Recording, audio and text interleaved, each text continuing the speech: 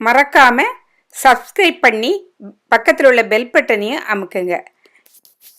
Welcome to homemade சமையல். இன்றைக்கு வெண்டைக்காய் பொரியல். வெண்டைக்காய் பொரியலுக்கு தேவையான பொருட்கள்: வெண்டைக்காய் 1/2 கிலோ, பெரிய வெங்காயம் 2, பச்சை மிளகாய் 5, கருவேப்பிலை சிறிதளவு, தேங்காய் 1/4 கப், மஞ்சப்பொடி 1/4 டீஸ்பூன், ஜீரகப்பொடி 1/2 டீஸ்பூன்.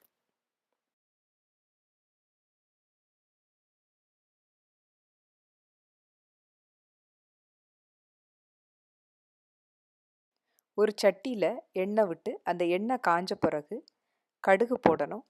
கடுகு பொரிஞ்ச உடனே உளுந்தப்பருப்பு போடணும்.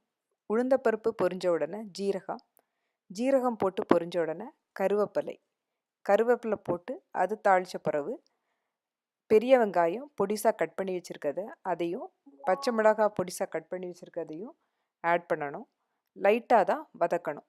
அப்புறம் வெண்டைக்காய் பொடிசாக கட் பண்ணி வச்சுருக்கதையும் அதில் ஆட் பண்ணிவிட்டு லைட்டாக வதக்கணும்.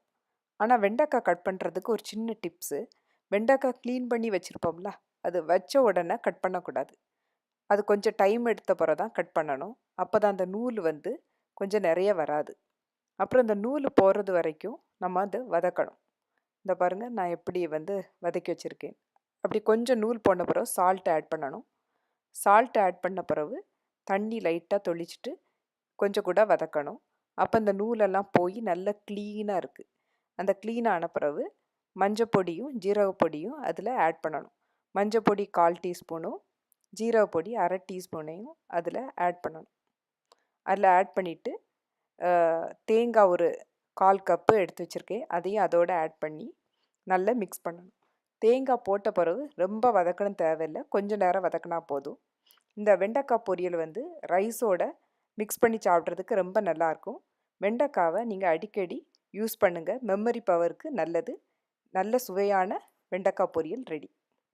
இந்த சுவையான வெண்டைக்காய் பொரியலை செய்து பார்த்துட்டு லைக் பண்ணுங்கள், ஷேர் பண்ணுங்கள், கமெண்டில் எப்படி இருக்குன்னு போடுங்க. நன்றி, வணக்கம்.